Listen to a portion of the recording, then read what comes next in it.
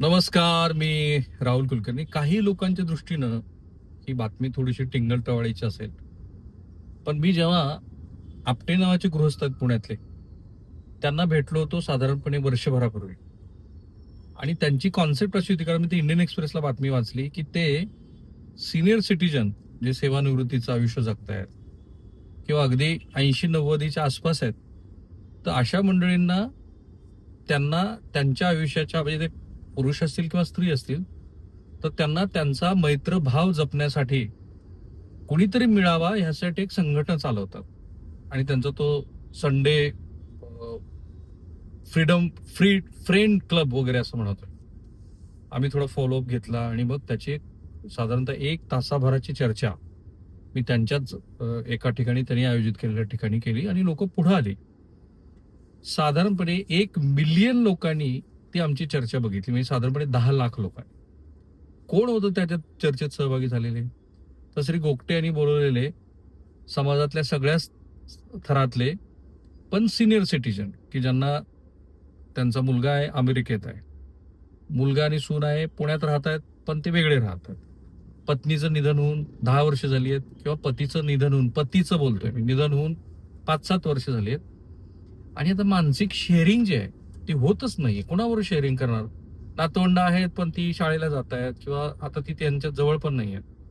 आणि मग अशा वेळेला काही प्रमाणात शारीरिक गरज म्हणून पण असेल, पण बहुतांशी वेळेला मानसिक गरज म्हणून त्यांचा जो क्लब आहे, तो मैत्र क्लब, त्या क्लबची अनेक जणांनी मेंबरशिप घेतली. आणि इंटरेस्टिंगली, मी जेव्हा नागपूरचं हिवाळी अधिवेशन कव्हर करायला गेलो होतो, विमानतळावरून मी उतरलो आणि बाहेर चहा पिण्याच्या स्टॉलवरती गेलो, सकाळच्या सत्रात 6 वाजता वगैरे उतरलो.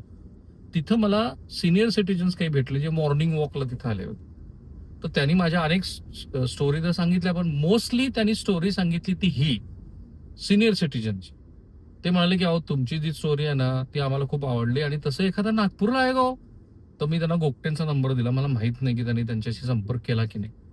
आता मी हे सगळं सांगायचं कारण म्हणजे आता ह्या एका अशा बातमीमुळे माझं लक्ष त्याच्याकडे वेधलं गेलं. ती बातमी आहे नांदेडची. मी तुम्हाला वाचून दाखवतो. वयाची 80 ओलांडली की माणसं निवृत्तीचं शांत आयुष्य जगण्याचा विचार करतात. बरोबरच आहे. पण धर्माबादच्या एका तरुण आजोबांनी वयाच्या चक्क, म्हणजे वयालाच त्यांनी ठेंगा दाखवलाय, 3 मुलं, 3 सुना, 3 मुली, 3 जावई आणि चक्क 22 नातवंडे असलेल्या या 82 वर्षीय सेवानिवृत्त शिक्षक यांनी एका 50 वर्षीय महिलेसोबत निकाह केलाय. ते विवाह बंधनात अडकलेत. सर्वांचं लक्ष वेधून घेणाऱ्या या आगळ्या वेगळ्या घटनेची तेलंगणामध्ये पण आणि महाराष्ट्रात पण चर्चा सुरू आहे. आणि आता मी त्याची तुमच्यासमोर मांडणी केल्यानंतर ती चर्चा अधिक व्यापक पातळीवरती होईल. हे लग्न केवळ 2 जीवांच्या जोडीनं नव्हे, तर 2 जीवनाच्या नव्या सुरुवातीची उत्साहात झालेली ही सुरुवात आहे.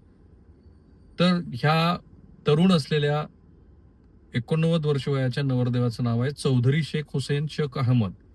ते मूळचे नांदेड जिल्ह्यातल्या माहूरचे रहिवासी आहेत. पण नोकरीच्या निमित्तानं ते धर्माबादला आले. तिथेच त्यांचा विवाह खादरबी हुसेन साहेब, राहणार राहेर, यांच्याशी झाला. इथल्या उर्दू प्राथमिक प्रायमरी शाळेमध्ये ते प्राथमिक शिक्षक म्हणून 35 वर्ष सेवेत होते. 22 वर्षापूर्वी ते नियत वयोमानानुसार सेवानिवृत्त झाले.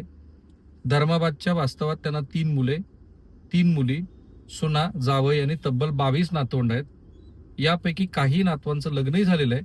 दरम्यानच्या काळात खादरबी यांच्या पत्नीचा, म्हणजे 1.5 वर्षापूर्वी त्यांचा मृत्यू झाला. पत्नीच्या निधनानंतर ते एकटे पडले. मुलं आणि सुना बरोबर राहत असले तरी त्यांच्या मनात एकटेपणाची जाणीव होती. त्यांना साथीदार हवा होता याची जाणीव होऊ लागली. मुले सुना यांनी त्यांचा एकटेपणा दूर करण्याचा प्रयत्न केला, पण ते आपल्या ज्या काही त्यांच्या भावना होत्या त्याच्याबद्दल ते समाधानी नव्हते.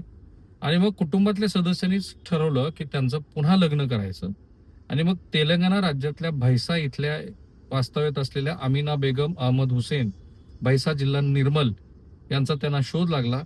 या 50 वर्षाच्या अमीना बेगम सोबत चौधरी शेख हुसेन यांनी मुस्लिम परंपरेनुसार दिनांक 26 जानेवारी 2026 विवाह केला. कुटुंबाच्या संमतीनं आणि आपुलकीच्या सल्ल्यानं त्यांनी आयुष्याच्या उत्तरार्धात जी मिळालेली आपली सहचारणी आहे तिच्याबरोबर राहण्याचा त्यांनी निर्णय घेतला. या पुनर्विवाहाला कुटुंबातले सदस्य उपस्थित होते. आता अर्थात या विवाहानंतर काही जणांनी नकारात्मक प्रतिक्रिया दिल्यात, काही जणांनी सकारात्मक बोललेले आहेत. चौधरी हुसेन हे यांनी नांदेडच्या दैनिक प्रजावाणीशी बोलताना सांगितलं की उर्वरित आयुष्य आनंदात आणि समाधानानं घालवायचे. कुटुंबीय आहेत पण साथीदार हा साथीदारच असतो. आता नूतन पत्नी आमिनाबी माझ्यासाठी मोठी ताकद असेल. माझ्यानंतर माझी पेन्शन येईल जी काही येईल ती त्यांना मिळेल. माझ्या नावानं त्या जगत राहतील.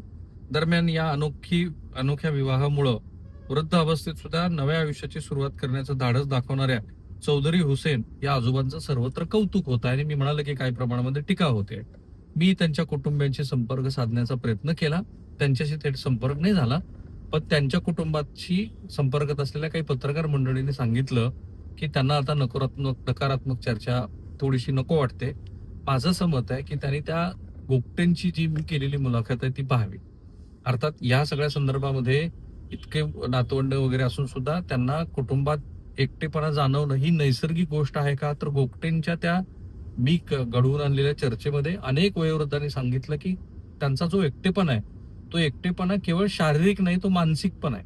आता मी असं ठरवलं की चौधरींचं जे काही झालं त्यांच्याबद्दलचा पुनर्विवाह तो तुम्हाला सांगितलं, पण गोपटेंच्या त्या चर्चेमध्ये ज्यांनी आमच्यासोबत हे भाव व्यक्त केले होते त्यांचं काय म्हणणं होतं तेही तुम्ही ऐका. आणि ह्या व्हिडिओवरती तुमची कमेंट मला अपेक्षित आहेत, ते तुम्ही कराल आणि हा व्हिडिओ अधिकात अधिक लोकांपर्यंत जाऊ द्याल याची मला खात्री आहे. सिंगल राहणं आहे ना, ते एक दिवसभर जर मनुष्य कार्यरत असेल तर त्याला काही वाटत नाही. पण सगळं कामं करून रात्री जेव्हा घरी आपण येतो तेव्हा आपण औषध घेतलं का, जेवलात का असं विचारणार आपल्याला कोण नाही आहे. त्यामुळे कोणतरी असावं आपली काळजी करणारं. किंवा रात्री आपण झोपेत जर काही झालं तर फायर ब्रिगेडला बोलून तोडूनच आपल्याला बाहेर काढायला लागणार आहे. नमस्कार, मी विजय काजळे. मी टाटा मोटरमध्ये एजीएम म्हणून रिटायर झालो 20 वर्षापूर्वी. बर. मला ते दामले टाटालाच होते. हां, हो ते टाटाला होते बरोबर. तर दामलेने जेव्हा सुरुवातीला चालू केलं तेव्हा मी जॉईन झालो होतो, पण नंतर एक 6 महिन्यात सोडून दिलं ते. तर आता मी एकटाच आहे. माझी मिसेस 10-11 वर्ष झालं गेली आहे. माझा बंगल्यात माझा वेगळा फ्लॅट आहे, तिथं मी राहतो. जेवण नाश्ता वगैरे सगळं सून देते, पण माझ्याशी बोलायला कोण नाही. राईट, बोला. मला संगीताची आवड आहे, सिनेमा नाटकाची आवड आहे, पण मला लग्न करायचं नाही. मला लिव्ह इन रिलेशनशिप हवी आहे. 100% लग्न करायचं नाही.